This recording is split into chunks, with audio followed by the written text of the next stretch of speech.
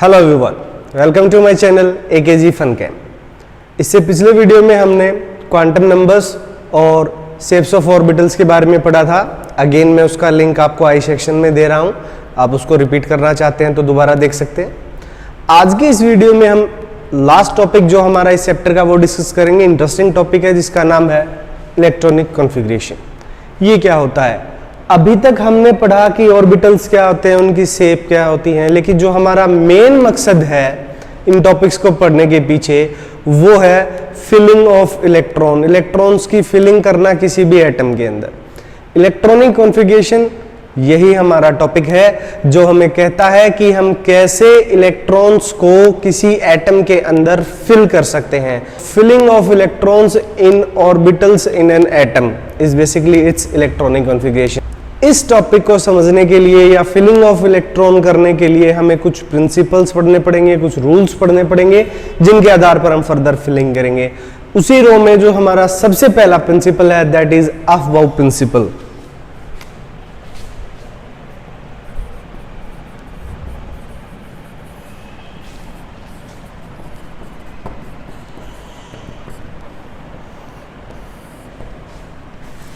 Aufbau principle क्या कहता है? इलेक्ट्रॉनिक कॉन्फ़िगरेशन में हमने पढ़ा कि filling of electrons in different orbitals. तो अफबाउ प्रिंसिपल क्या कहता है कि जो इलेक्ट्रॉन की फिलिंग होती है डिफरेंट ऑर्बिटल्स के अंदर, वो होती है in increasing order of their energy. Energy के बढ़ते क्रम में हम ऑर्बिटल्स को फिल करते हैं। दैट मीन्स जिस ऑर्बिटल की एनर्जी सबसे कम होती है उसमें इलेक्ट्रॉन सबसे पहला भरा जाता है। तो ऑर्बिटल की वो जो सीक्वेंस है वो बहुत इंपॉर्टेंट है एनर्जी इंक्रीजिंग एनर्जी की। अबव प्रिंसिपल ने हमें वही सीक्वेंस बताई, लेकिन उस सीक्वेंस को बताने से पहले इसके अंदर दो छोटे छोटे रूल और हैं, वो आपको पढ़ने बहुत जरूरी है कि किन ऑर्बिटल की एनर्जी कम होगी। तो दो रूल है, जिसमें सबसे पहला रूल है वो ये कहता है कि जिन ऑर्बिटल्स के लिए n+l की वैल्यू कम होगी, n+l की वैल्यू लेस होगी, उनकी एनर्जी भी लेस होगी।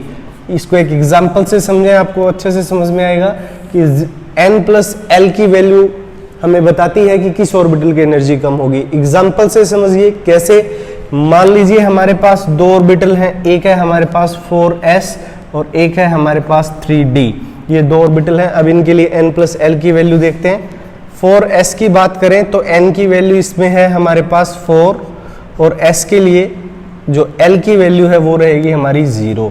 सो इसकी n+l की वैल्यू आ जाएगी 4।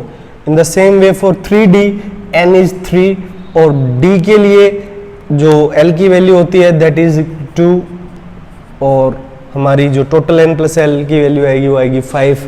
दैट मीन्स इस केस के अंदर n+l की वैल्यू 4s के लिए कम है, इसलिए 4s की एनर्जी 3d से कम होगी।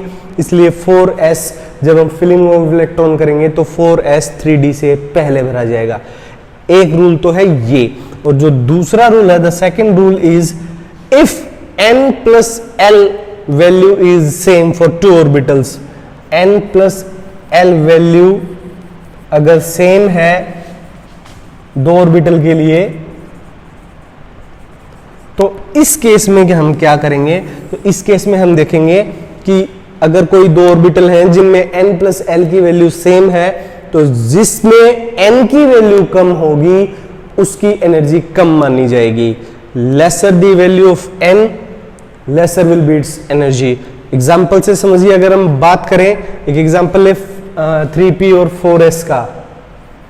3p एंड 4s अगर हम बात करें तो 3p के लिए n की वैल्यू 3, p के लिए l की value 1, it is equal to 4 and 4s के लिए n की वैल्यू 4, l की वैल्यू 0, तो n+l की वैल्यू 4। तो 3p और 3s की अगर हम बात करें तो इन दोनों के लिए जो n+l की वैल्यू है वो सेम है। तो इनमें से किसकी एनर्जी कम होगी? जिसमें n की वैल्यू कम हो। जिस केस में n की वैल्यू कम है उसकी एनर्जी कम मानेंगे। तो अगर 3p और 4s की बात करें तो हमें पता है कि 3p की एनर्जी 4s से कम होगी। ऐसे इन्हीं रूल्स को अप्लाई करते हुए मिस्टर आबाउ ने एक पूरी सीक्वेंस बनाई। अभी तक जितने एलिमेंट्स 118 एलिमेंट नोन है उन सभी के इलेक्ट्रॉनिक कॉन्फ़िगरेशन के लिए उन्होंने एक ऑर्बिटल्स की सीक्वेंस बनाई, जिसको याद करने का एक बहुत आसान और इजी तरीका हम आपको समझाएंगे। ध्यान से देखिए। उस सीक्वेंस को समझने के लिए आपको एक ड्राइंग ड्रॉ करनी पड़ेगी, जिसमें आपको सर्कल बनाने पड़ेंगे। स्टार्टिंग में 7 1 2 3 4 5 6, एक ऊपर बना देता हूँ 7 सर्कल बनाइए। इन 7 सर्कल में हम s ऑर्बिटल डिनोट करेंगे। तो डिनोट करते हैं स्टार्टिंग से 1s 2s 3s 4s 5s 6s and 7s। ये s के 7 ऑर्बिटल हमने डिनोट कर दिए। इसके बाद हम बनाएंगे 6 ऑर्बिटल्स ऑफ p। यहां से ये ध्यान रखना है आपको कि नंबर 2 सेकंड नंबर के इक्वल आपको इसको स्टार्ट करना पड़ेगा। 1 2 3 4 5 6 ऑर्बिटल बनाइए। तो सेकंड नंबर से स्टार्ट हो रहा है तो ये 2p से स्टार्ट करेंगे हम, क्योंकि 1p नहीं होता है। 3p 4p 5p 6p and 7p। अब d के लिए ड्रॉ कीजिए। d 3 से स्टार्ट कीजिए।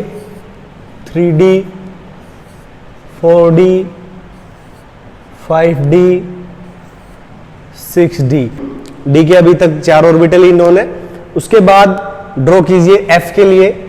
f के सिर्फ 2 ऑर्बिटल नोन है अभी तक, 4f एंड 5f। ऐसे ये मैंने आपको सारे ऑर्बिटल्स जो अभी तक नोन है वो ड्रॉ कर दिए हैं। अब इनकी एनर्जी का लेवल अगर हम देखना चाहें कि किसकी एनर्जी सबसे कम होगी और कैसे हम उसको अरेंज करेंगे, तो मैं साथ के साथ लिखता जाऊंगा। आप यहाँ पे ध्यान दीजिए। यहां से टॉप से हम इसको क्रॉस काटना शुरू करेंगे, जस्ट लाइक दैट। ऑर्बिटल को काटते हुए एरो आगे बढ़ाइए और जो ऑर्बिटल कटता है पहले उसी को लिख दीजिए। फॉर एग्जांपल यहाँ पे हमारा सबसे पहले कटा है 1s लिख दीजिए और स्मॉलर देन का साइन लगाइए। उसके बाद जो बीच की एम्प्टी स्पेस है, इससे डॉटेड लाइन से आप वापस जाइए और फिर नेक्स्ट ऑर्बिटल को काटते हुए एक स्ट्रॉन्ग लाइन आप निकालिए। जो पहले कटा है उसको लिख दीजिए 2s, फिर स्मॉलर देन का साइन, फिर खाली जगह से होते हुए वापस नेक्स्ट ऑर्बिटल्स को काटते हुए स्ट्रॉन्ग एरो। जो सबसे पहले कटता है उसको सबसे पहले लिखते हैं 2p स्मॉलर देन, उसके बाद है हमारा 3s स्मॉलर देन। यही प्रोसेस आप कंटिन्यू रखें। जो पहले कटे उसको लिखते जाए 3p smaller than 4s,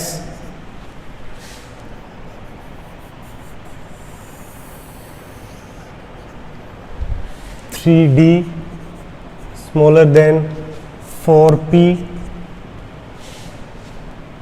smaller than, यहां से स्टार्ट करता हूं 5s smaller than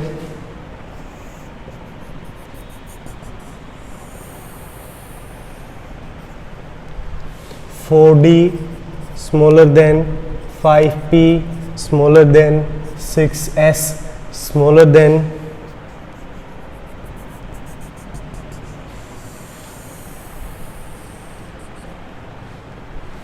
4f smaller than 5d smaller than 6p smaller than 7s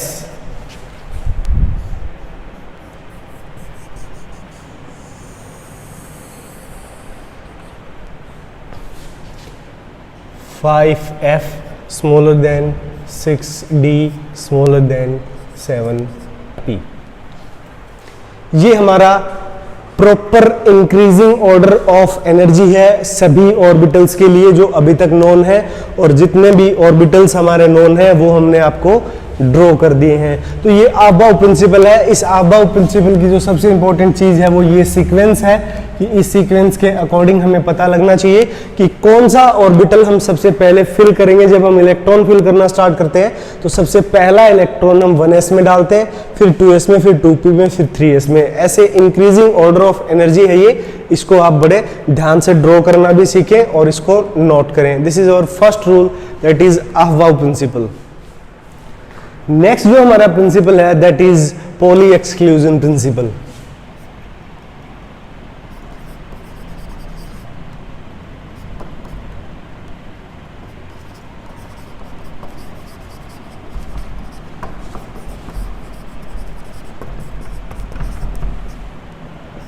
poly exclusion principle ये क्या कहता है कि जब हम इलेक्ट्रॉन्स की फिलिंग कर रहे हैं किन्हीं ऑर्बिटल्स, सब शेल्स या शेल्स के अंदर, तो उसमें हमको एक चीज ध्यान रखनी है कि no two electron in an orbital can have the same value of all four quantum numbers. कोई भी दो electron, no two electrons can have same values of all four quantum numbers। किन्हीं भी दो इलेक्ट्रॉन्स के लिए चारों क्वांटम नंबर की वैल्यू सेम नहीं हो सकती। इस चीज में आपको याद रखना है कि अगर कोई दो इलेक्ट्रॉन सेम सबसेल में है या सेम ऑर्बिटल में मौजूद है तो उनके लिए तीन क्वांटम नंबर्स की वैल्यू सेम हो सकती है, कैन बी सेम। तीन क्वांटम नंबर की वैल्यू सेम हो सकती है लेकिन चारों क्वांटम नंबर की वैल्यू सेम नहीं हो सकती, क्योंकि इस रूल की वजह से इलेक्ट्रॉन्स का जब हम फिलिंग करते हैं उनके बहुत सारे कॉम्बिनेशंस हैं वो एक्सक्लूड होते हैं, बहुत सारे कॉम्बिनेशंस हैं जिनको ये रॉन्ग प्रूव करता है, इसलिए इस प्रिंसिपल को नाम दिया गया एक्सक्लूजन प्रिंसिपल। पॉली ने दिया था ये एक्सक्लूजन प्रिंसिपल क्योंकि ये बहुत सारे कॉम्बिनेशंस क्वांटम नंबर्स के एक्सक्लूड करता है। अब इस प्रिंसिपल से या इस बात से क्या रिजल्ट निकल के आता है वो आप ध्यान से देखिए। पहला रिजल्ट क्या निकल के आता है कि किसी भी ऑर्बिटल के अंदर दो से ज्यादा इलेक्ट्रॉन हम नहीं भर सकते। तो orbital can have a maximum of only two electron. सिर्फ दो इलेक्ट्रॉन ही किसी ऑर्बिटल में आ सकते हैं, इससे ज्यादा हम इलेक्ट्रॉन नहीं भर सकते। इससे हम एक और चीज कैलकुलेट कर सकते हैं कि सेल और सबशेल, कोई भी शेल है हमारे पास या कोई सबशेल है हमारे पास, हम उसमें maximum number of electron calculate कर सकते हैं। हम मैक्सिमम नंबर ऑफ इलेक्ट्रॉन किसी शेल में कितने होंगे या सबशेल में कितने होंगे, कैसे? शेल के लिए अगर हम बात करें, shell maximum number of electron की अगर हम बात करें तो उसके लिए फॉर्मूला हम पहले भी पढ़ चुके हैं, तो उसके लिए फॉर्मूला होता है 2n²।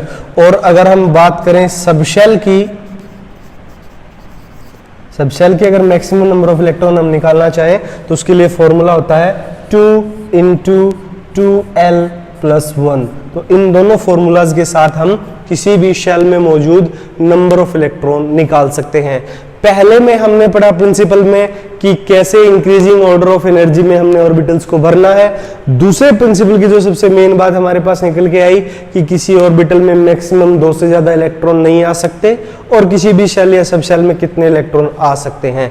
इनसे रिलेटेड कुछ कैलकुलेशंस हैं जो आपको नेक्स्ट में भी जो पिक्चर में दिखा रहा हूं इसके अंदर हम डिटेल में देखेंगे कि कैसे किसी भी शेल में कैसे कितने सब शेल या कितने उसमें ऑर्बिटल्स पॉसिबल है, कितने उसके अंदर इलेक्ट्रॉन आ सकते हैं, कैसे आ सकते हैं। मैक्सिमम नंबर ऑफ इलेक्ट्रॉन भी सब शेल में कैलकुलेट किए गए हैं और शेल में कैलकुलेट किए गए हैं। तो इस पिक्चर को आप ध्यान से देखिए, इसके अंदर हमने डिटेल में आपको इसको एक्सप्लेन करने की कोशिश की है। इस पिक्चर में देखिए हमने एक टेबल ड्रॉ की है जिसमें 5 कॉलम है, जिसमें सबसे पहला मेन शेल को रिप्रेजेंट करता है, दूसरा सब शेल को, तीसरा ऑर्बिटल, फिर number of orbitals, next total कितने कैलकुलेट होते हैं n² फॉर्मूले से, और नंबर ऑफ इलेक्ट्रॉन। सबसे पहले n = 2 की बात करते हैं। दो सब शेल है 0 और 1, 2s और 2p, इसको आप डेजिग्नेट कर सकते हैं। इनमें जो 2s है उसके अंदर अगर हम ऑर्बिटल कैलकुलेट करें तो m की वैल्यू 0 आएगी, इसका मतलब सिर्फ एक ऑर्बिटल है, इसमें 2 इलेक्ट्रॉन फिल हो सकते हैं। ऐसे ही अगर p के लिए m की वैल्यू निकालें तो 3 आएगी, मतलब 3 ऑर्बिटल इसके अंदर है और जिनमें 2 इलेक्ट्रॉन पॉसिबल है। तो टोटल नंबर ऑफ ऑर्बिटल्स की बात करें तो n² फॉर्मूले से 4, और टोटल नंबर ऑफ इलेक्ट्रॉन की बात करें तो 2n² फॉर्मूले से 8। ऐसे ही थर्ड शेल में देखिए 0 1 2 3 सब शेल पॉसिबल हैं, तीनों में S में 1, P में 3 और D में 5 ऑर्बिटल पॉसिबल है। टोटल नंबर ऑफ ऑर्बिटल 9 हो जाएगा, टोटल नंबर ऑफ इलेक्ट्रॉन 18। ऐसे ही फोर्थ में देखिए 4 सबसेल पॉसिबल है, S, P, D, F। S में 1 ऑर्बिटल पॉसिबल है, P में 3, D में 5 और F में 7 ऑर्बिटल पॉसिबल है। Total number of orbital 16 and total number of electrons 32। Next हम बात करते हैं जो हमारा थर्ड प्रिंसिपल है या जो थर्ड रूल है, that is Hund's rules of maximum multiplicity. Hund's rule of maximum multiplicity क्या कहता है? ये हमें बताता है कि जो डीजेनरेट ऑर्बिटल्स हैं, फॉर एग्जांपल हमारे पास कुछ सबशेल्स हैं, लाइक हमारे पास 3p है, 3d है। 3p की बात करें तो इसके अंदर 3 ऑर्बिटल पॉसिबल होते हैं, और अगर 3d की बात करें तो इसके अंदर 5 ऑर्बिटल हमारे पास मौजूद होते हैं। 1, 2, 3, 4 एंड 5 ऑर्बिटल मौजूद हैं। क्योंकि किसी सबशेल में पाए जाने वाले इन तीनों ऑर्बिटल की एनर्जी सेम मानी जाती है ऑलमोस्ट, इसलिए इनको बोला जाता है डीजेनरेट ऑर्बिटल। तो डीजेनरेट ऑर्बिटल में इलेक्ट्रॉन कैसे फिल की जाएंगे ये हमें बताया मिस्टर हुन्स ने अपने रूल में, जिसको बोलते हैं for maximum multiplicity. Maximum multiplicity क्या कहती है? मान लीजिए अगर हम 3p फिल कर रहे हैं और ये मान लीजिए कि हमें इसके अंदर 3 इलेक्ट्रॉन फिल करने हैं, we have to fill 3 electron in this. तो हम उसको कैसे फिल कर सकते हैं ये बताया हमें हुन्स ने। हुन्स ने हमें बताया कि अगर हम इलेक्ट्रॉन फिल करें इस तीनों ऑर्बिटल के अंदर तो इलेक्ट्रॉन कैसे भरे जाएंगे? सबसे पहले हमें सभी ऑर्बिटल्स को अलग अलग इलेक्ट्रॉन डाल के फिल करना पड़ेगा। अगर हम 3 इलेक्ट्रॉन इसमें भरना चाहते हैं तो उन तीनों इलेक्ट्रॉन के भरने की पॉसिबिलिटी है जस्ट लाइक दिस। अगर हमारे पास 3 ऑर्बिटल हैं px, py, pz for example, तो उन तीनों को पहले हमें सिंगली ऑक्यूपाई करना पड़ेगा, एक एक इलेक्ट्रॉन उन सभी में भरना पड़ेगा।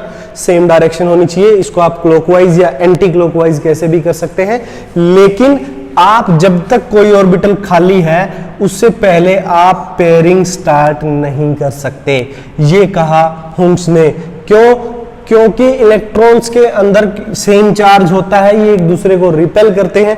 तो अगर हम इन सभी इलेक्ट्रॉन्स को सबसे पहले अलग अलग ऑर्बिटल्स में डालेंगे तो इनके बीच की डिस्टेंस ज्यादा रहेगी, जिससे इनका फोर्स ऑफ रिपल्सन कम होगा, एनर्जी कम होगी, जिसकी वजह से इसमें स्टेबिलिटी ज्यादा आएगी। तो ये हुन्स ने बताया था सबसे पहले कि अगर हम इलेक्ट्रॉन फिल करना चाहते हैं 3D में, मान लीजिए अगर हमने इलेक्ट्रॉन फिल करना है 1 तो उसको ऐसे फिल करेंगे, फिर अगर 2 इलेक्ट्रॉन फिल करने हैं तो उनको ऐसे, 3 ऐसे, 4 ऐसे, और 5 इलेक्ट्रॉन अगर हमें फिल करने हैं तो हम उनको ऐसे फिल करेंगे सिंगली ऑक्यूपाइड। उसके बाद भी आपको ध्यान रखना है कि अगर हम इसमें इलेक्ट्रॉन भरना चाहते हैं 6th जो हमारा इलेक्ट्रॉन है वो हम फिर से फर्स्ट ऑर्बिटल से स्टार्ट करेंगे और फर्स्ट ऑर्बिटल की पेयरिंग करवाएंगे ऐसे। ये बताया आप लोगों को कि चारों क्वांटम नंबर की वैल्यू सेम नहीं हो सकती। अगर हम इस इलेक्ट्रॉन को ऐसे फिल कर देंगे सेम डायरेक्शन के साथ तो इन दोनों इलेक्ट्रॉन के चारों क्वांटम नंबर की वैल्यू सेम हो जाएगी, जो कि वायलेट करता है हमारे रूल को, पॉली एक्सक्लूजन को। लेकिन हम इसको वायलेट ना करें इसलिए हम क्या करते हैं कि जो 6th इलेक्ट्रॉन होता है उसको हम डाउन हेड एरो के साथ अपोजिट स्पिन दे देते हैं। इसका मीनिंग 4th क्वांटम नंबर की वैल्यू डिफरेंट हो जाती है। ये 6th इलेक्ट्रॉन ऐसे फिल किया जाता है। 7th भरना है तो 2nd ऑर्बिटल को पेयर कीजिए, 8th भरना है तो 3rd को, 9th 4th को पेयर कीजिए, और 10th इलेक्ट्रॉन अगर आपको भरना है तो आप 5th ऑर्बिटल की पेयरिंग करेंगे।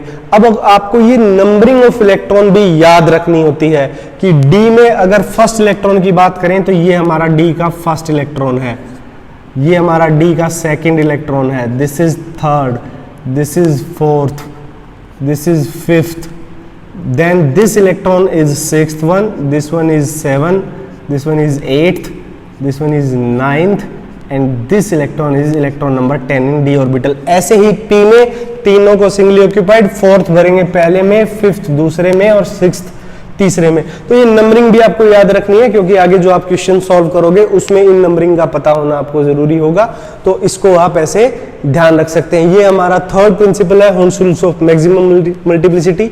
अब इन तीनों प्रिंसिपल या तीनों रूल्स के आधार पर पहले 30 एलिमेंट का जो इलेक्ट्रॉनिक कॉन्फ़िगरेशन है वो हमने आपको पिक्चर में शो किया है, इसको ध्यान से देखिए। आपको एक चीज इसमें क्या इंटरेस्टिंग मिलेगी कि कुछ एलिमेंट है जिनमें हमने एलिमेंट लिखा, फिर इक्वल टू का निशान लगाया, फिर एक और नोबल गैस हमने लार्ज ब्रैकेट में फिल की है। उसका मीनिंग मैं आपको यही बता देता हूं। उसका ये मीनिंग है कि यहां तक का, इस नोबल गैस के एटॉमिक नंबर तक का जो इलेक्ट्रॉनिक कॉन्फ़िगरेशन है वो हमारे एलिमेंट का जिसका हम निकाल रहे हैं उसका सेम रहेगा। तो वहां पे हम नोबल गैस को रिप्रेजेंट कर देते हैं, इसलिए हमें थोड़ा सा ये छोटा लिखना पड़ता है। वैसे आप इसको पूरा भी लिख सकते हैं। तो ऐसे हमारे ये 3 के 3 रूल हैं जिनको आपको ध्यान से देखना है। इन्हीं के आधार पर हम आगे इलेक्ट्रॉनिक कॉन्फ़िगरेशन करना सीखेंगे। नेक्स्ट जो हमारा टॉपिक है, या हम इसको आप ये भी कह सकते हैं, this is the last topic of this chapter. उसमें हमें बताना है extra stability of half filled and full field सब सेल्स।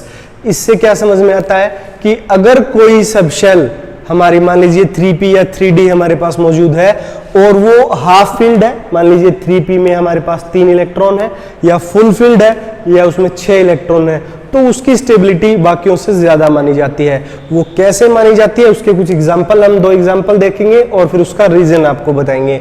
अब देखिए इसमें एग्जाम्पल जो सबसे इंपॉर्टेंट है वो है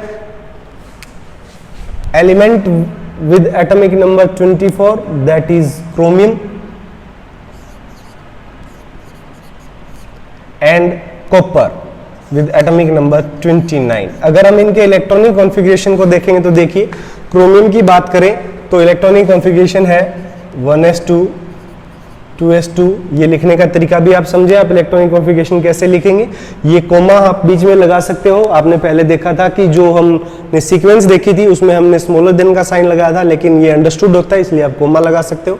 1s2 2s2 2p6 3s2 3p6 4s2 3d4। ये है क्रोमियम का एक्सपेक्टेड इलेक्ट्रॉनिक कॉन्फ़िगरेशन कि इसको ऐसा होना चाहिए। लेकिन इसमें प्रॉब्लम क्या है कि इसमें जो D है वो उसमें 4 इलेक्ट्रॉन हैं जो कि शिफ्ट हो सकता है। आपको तो ये ध्यान रखना होगा कि 4s और जो 3d की एनर्जी है वो बहुत डिफरेंट नहीं होती है, ये ऑलमोस्ट कंपेरेबल होती है एक दूसरे से।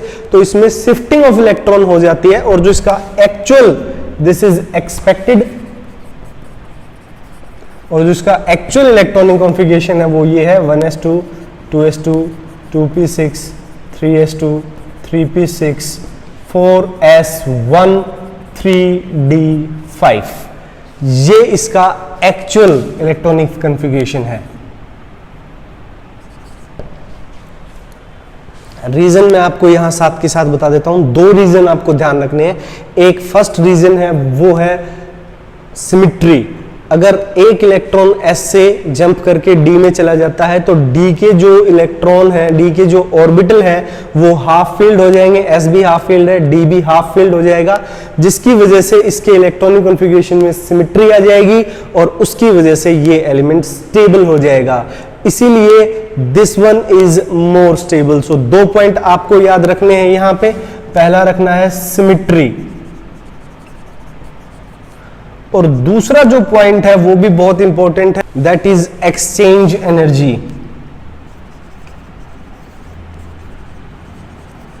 एक्सचेंज एनर्जी किसको बोलते हैं मैं थोड़ा सा एक्सप्लेन कर देता हूं। मान लीजिए हमारे पास ये D सब शेल है जिसके अंदर 5 ऑर्बिटल होते हैं।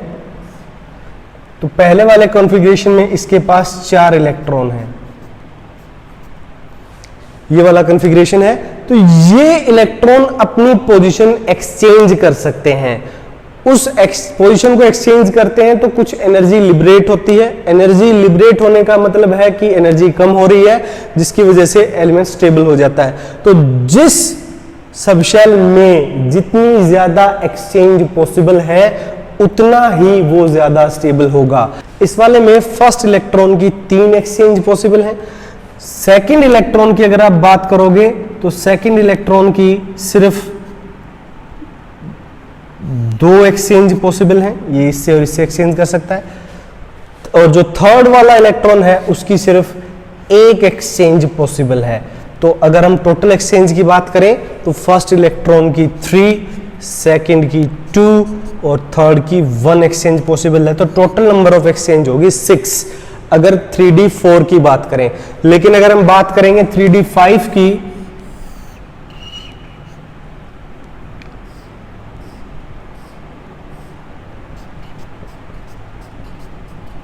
अगर 3D5 की अगर हम बात करें तो फर्स्ट वाला जो इलेक्ट्रॉन है उसकी 4 एक्सचेंज पॉसिबल है। Exchange with this 1 2 3 and 4।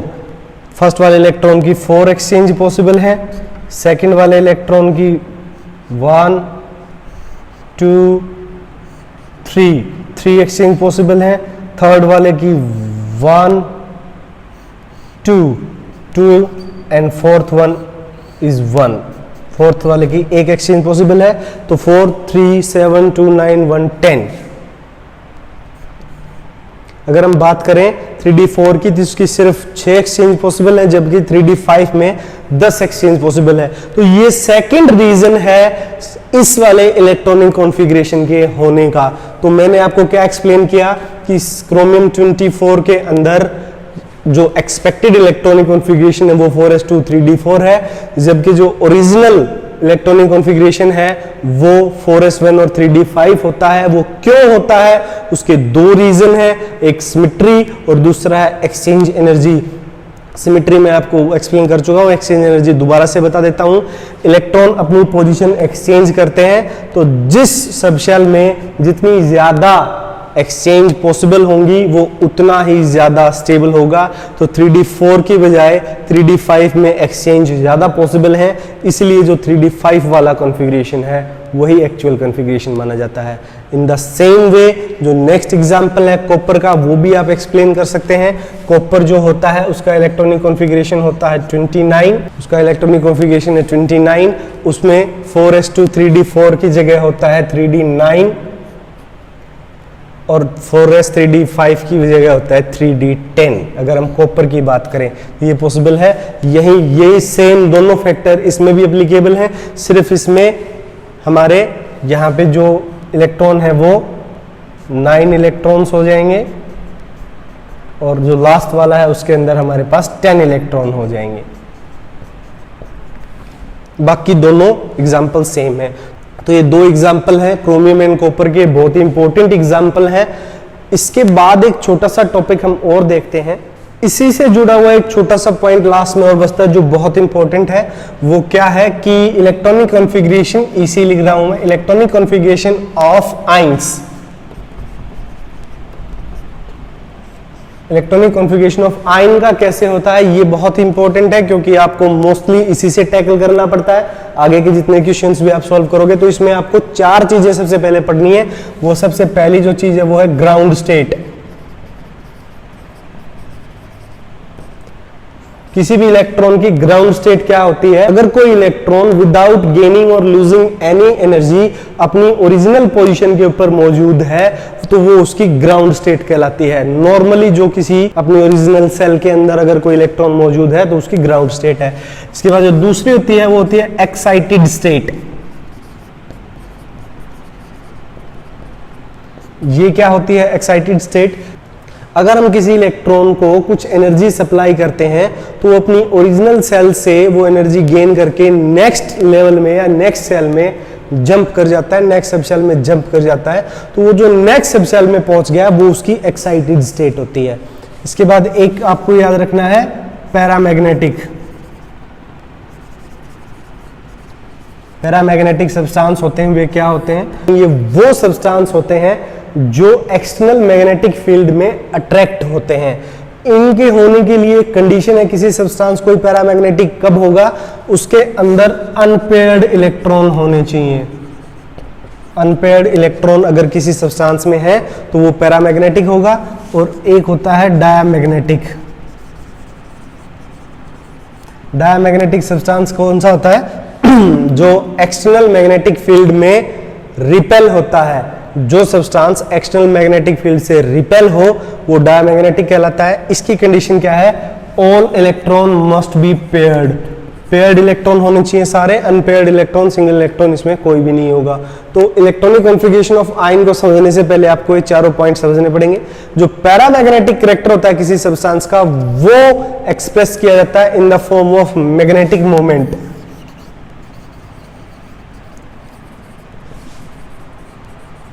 Magnetic moment में एक्सप्रेस करते हैं हम इसको, जिसको डिनोट किया जाता है न्यू से। Mu is equal to under the root n into n plus 2 bm। bm is its unit, Bohr magneton बोलते हैं, मैग्नेटिक मोमेंट की यूनिट होती है। n क्या होता है? n is number of unpaired electron, n is equal to number of unpaired electron. ये paramagnetic character को हम इस फॉर्म में एक्सप्रेस करते हैं। तो अब यहां से आप इलेक्ट्रॉनिक कॉन्फ़िगरेशन ऑफ किसी भी आयन का देख सकते हैं, लेकिन आपको यहां पे एक रूल याद रखना है कि इलेक्ट्रॉनिक कॉन्फ़िगरेशन ऑफ आयन का मतलब है इलेक्ट्रॉन निकालना या जोड़ना। अगर हम इलेक्ट्रॉन निकालना चाहते हैं तो वो भी वैलेंस सेल में होंगे, और जोड़ना चाहते हैं तो वो भी वैलेंस सेल में होंगे। यहां पे एक आपको रूल थोड़ा सा वायलेट होता दिखाई देगा, वो ये वायलेशन ऑफ रूल नहीं है एक्चुअल में, ये वैलेंसी सेल वाला रूल इसके अंदर अप्लाई होता है। तो आप ध्यान रखिए कि जब हम इलेक्ट्रॉन फिल करते हैं, आपने सीक्वेंस देखा, जब हम इलेक्ट्रॉन फिल करते हैं तो 4s में इलेक्ट्रॉन पहले फिल होते हैं, उसके बाद इसकी एनर्जी कम होती है 3d से, उसके बाद 3d में फिल होते हैं। ध्यान रखिएगा, पहले इलेक्ट्रॉन 4s में और फिर 3d में भरे जाते हैं। लेकिन जब बात आती है इलेक्ट्रॉन के निकालने की, जब हम बात करते हैं इलेक्ट्रॉन निकालने की, तो पहले इलेक्ट्रॉन निकलेंगे 4s से, क्योंकि अभी आपको बताया कि इलेक्ट्रॉन निकलेंगे वैलेंसी सेल से, क्योंकि फोर्थ सेल बाहर है, थर्ड सेल अंदर है, वैलेंसी सेल 4s है। तो याद रखना है, इलेक्ट्रॉन अगर डालने की बात आएगी तो भी पहले 4s में डालेंगे, और इलेक्ट्रॉन निकालने की बात आएगी तो भी पहले 4s से निकलेंगे। उसके रीजन है दो अलग अलग रूल। अगर इलेक्ट्रॉन डालने की बात आई तो हम ऑफ-बाउ प्रिंसिपल को फिल करेंगे, और अगर हम इलेक्ट्रॉन निकालने की बात करेंगे तो वैलेंसी सेल से इलेक्ट्रॉन रिमूव होते हैं। ये आपको याद रखना है बहुत अच्छे से। अब इन टॉपिक से रिलेटेड कुछ क्वेश्चन हम एक एक करके सॉल्व करेंगे। So dear student, this is our first question. Write electronic configuration of Fe2 positive, CO2 positive, Ni2 positive, and arrange the ions in decreasing order of their magnetic moment। हमें इनका electronic configuration निकालना है और फिर इनको decreasing order of magnetic moment में लिखना है। तो एक मैं एक्सप्लेन कर देता हूं। देखिए, सबसे पहले Fe, आयरन की अगर हम बात करें तो इसका एटॉमिक नंबर होता है 26। इलेक्ट्रॉनिक कॉन्फ़िगरेशन की अगर आप बात करोगे तो इसका होगा आर्गन तक सेम, 18 इलेक्ट्रॉन तक आर्गन का जो होता है वही इसका होता है सेम। उसके बाद ये इसका इलेक्ट्रॉनिक कॉन्फ़िगरेशन है आयरन एटम का।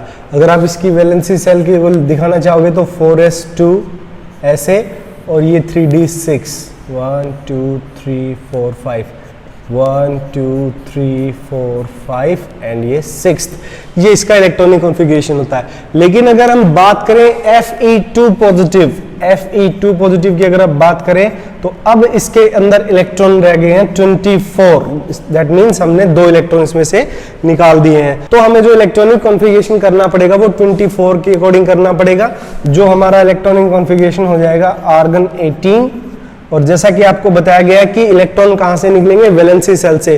तो ये दोनों इलेक्ट्रॉन 4s2 से निकलेंगे, तो ये हो जाएगा 4s0 and 3d6 remain same. तो ये इलेक्ट्रॉनिक कॉन्फ़िगरेशन हमारा करने का तरीका है। 3d6 अगर सेम है तो total number of unpaired electron कितने रहेंगे? 1 2 3 4। सो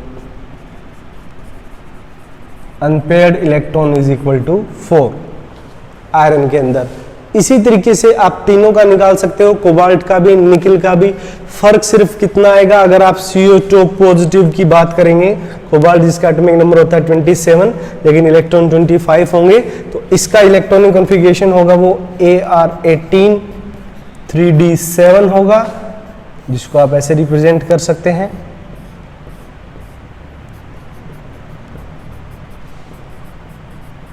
ये रिप्रेजेंटेशन होगी। और इसके केस में जो अनपेयर्ड इलेक्ट्रॉन होंगे, अनपेयर्ड इलेक्ट्रॉन वो होंगे 3, और अगर हम लास्ट की भी बात करें निकिल 2 पॉजिटिव जिसका एटॉमिक नंबर है 28 लेकिन इलेक्ट्रॉन 26 रहेंगे और इसका इलेक्ट्रॉन कॉन्फ़िगरेशन होगा आर्गन 18 3d8। डायग्राम अगर आप ड्रॉ करोगे ऑर्बिटल का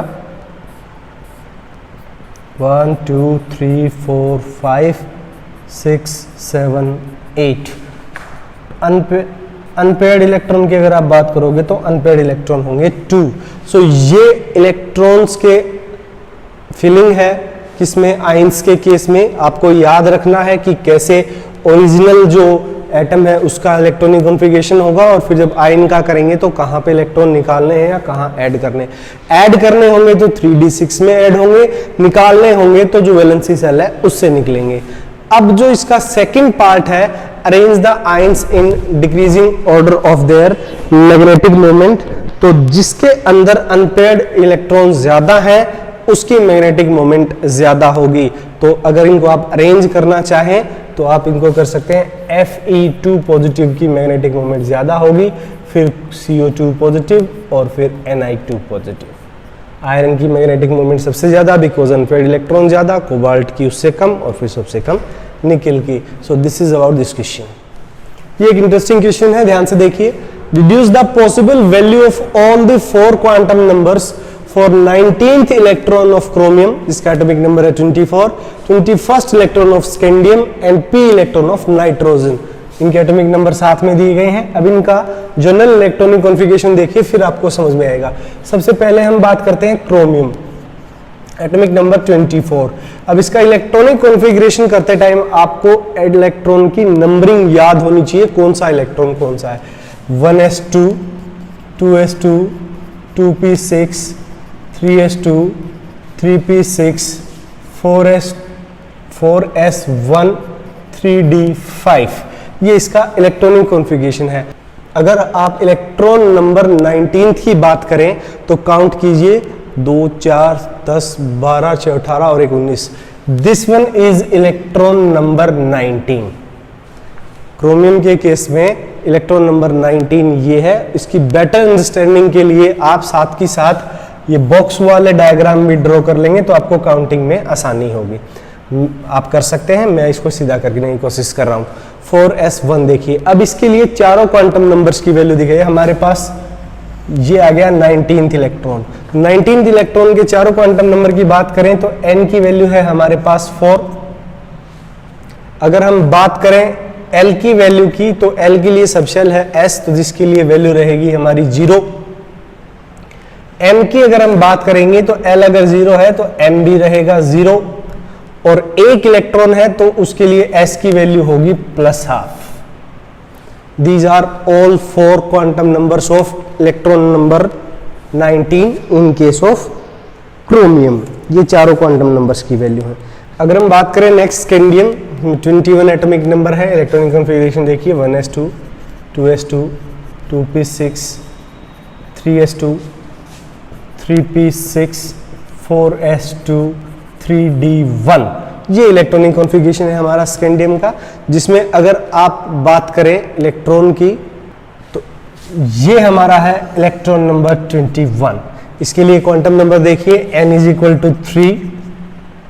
l की अगर हम बात करें तो d सबशेल है, d के लिए l की वैल्यू 2। अगर आप बात करें m तो क्योंकि एक इलेक्ट्रॉन है फर्स्ट ऑर्बिटल में ही है, फर्स्ट ऑर्बिटल की बात करें तो इसकी वैल्यू हो सकती है +-2, क्योंकि आपको याद हो -2, -1, 0, +1 या +2। टेबल से हमने देखा था कि +-2 हो सकती है फर्स्ट ऑर्बिटल की। m की बात करें तो +-2 हो सकती है। और अगर s की बात करें तो एक ही इलेक्ट्रॉन है, इसलिए इसकी स्पिन रहेगी क्लॉकवाइज, सो +12। ये भी एक इंटरेस्टिंग क्वेश्चन है। देखिए एक कंपाउंड है निकिल का जिसमें मैग्नेटिक मोमेंट की वैल्यू है 2.7 bm। आपको इसका इलेक्ट्रॉनिक कॉन्फ़िगरेशन लिखना है जो भी निकिल आयन मौजूद है इस कंपाउंड के अंदर।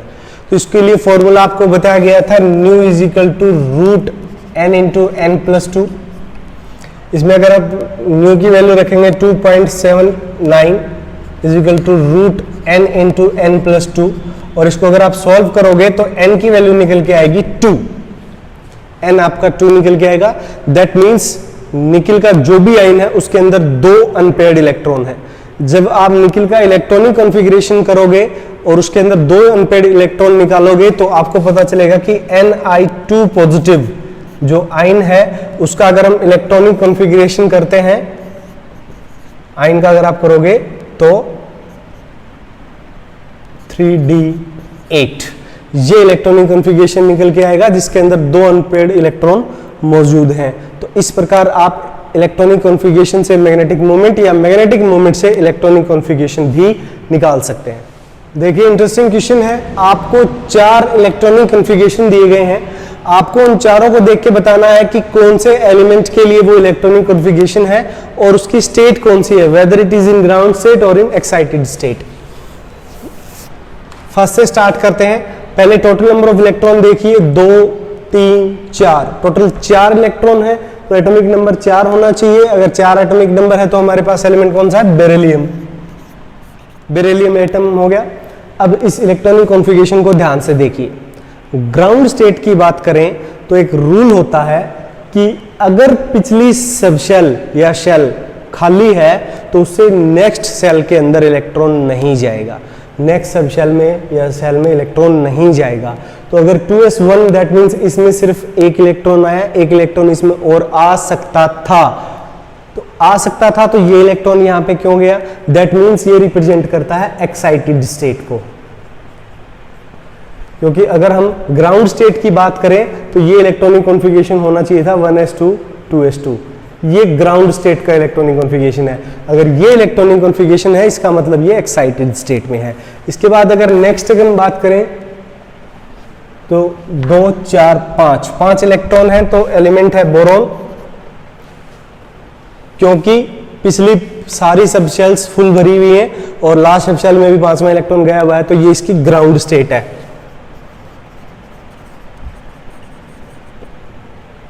नेक्स्ट इलेक्ट्रॉन काउंट करें 2 3 4 5 6, दैट मीन्स 6 इलेक्ट्रॉन है तो ये एलिमेंट हो गया हमारा कार्बन।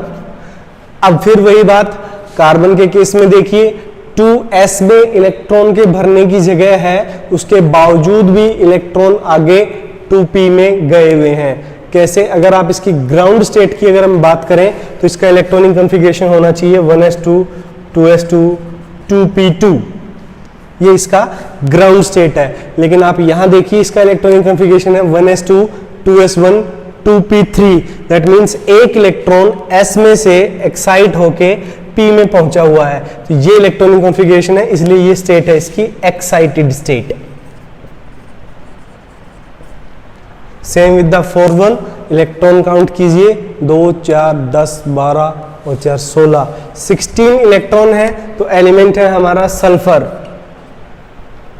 सल्फर है।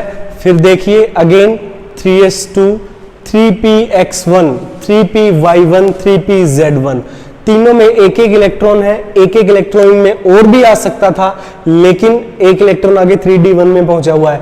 दैट मीन्स अगर आप इसकी ग्राउंड स्टेट लिखें तो ये हो जाएगी, मैं यहीं से लिख रहा हूं, ये होनी चाहिए 3s2 3p4, ये इसकी ग्राउंड स्टेट है। लेकिन हमारे पास है क्या 3s2 3p3 3p3 3d1, that means p से एक इलेक्ट्रॉन एक्साइट होकर d में पहुंचा हुआ है, इसलिए ये भी इसकी एक्साइटेड स्टेट है। So this is it student, इन्हीं क्वेश्चंस के साथ हमारा आज का टॉपिक, आज का वीडियो खत्म होता है। यहीं पे हमारा ये चैप्टर भी खत्म होता है। बहुत इंपॉर्टेंट चैप्टर है, लंबा चैप्टर है, इसलिए हमने इसको छोटे छोटे वीडियोज में छोटे छोटे सेक्शंस में डिवाइड किया है। हर वीडियो के साथ हमने कुछ क्वेश्चंस देने की कोशिश की है ताकि आप उनको सॉल्व करें और आपको क्लियर हो कि टॉपिक आपका आया है नहीं आया। स्टूडेंट, जितना इंपॉर्टेंट आपको थ्योरी पढ़ना है उससे कहीं ज्यादा इंपॉर्टेंट उससे रिलेटेड क्वेश्चन सॉल्व करना है। तो इस टॉपिक के सभी क्वेश्चंस अच्छे से सॉल्व कीजिए, बाकी टॉपिक्स के भी कीजिए। एनसीईआरटी क्वेश्चंस बहुत इंपॉर्टेंट है और इससे रिलेटेड एक असाइनमेंट आपको लास्ट में मिलेगा, वो भी सॉल्व कीजिए, इससे आपको सेकंड चैप्टर क्लियर होगा। Thank you, have a good day.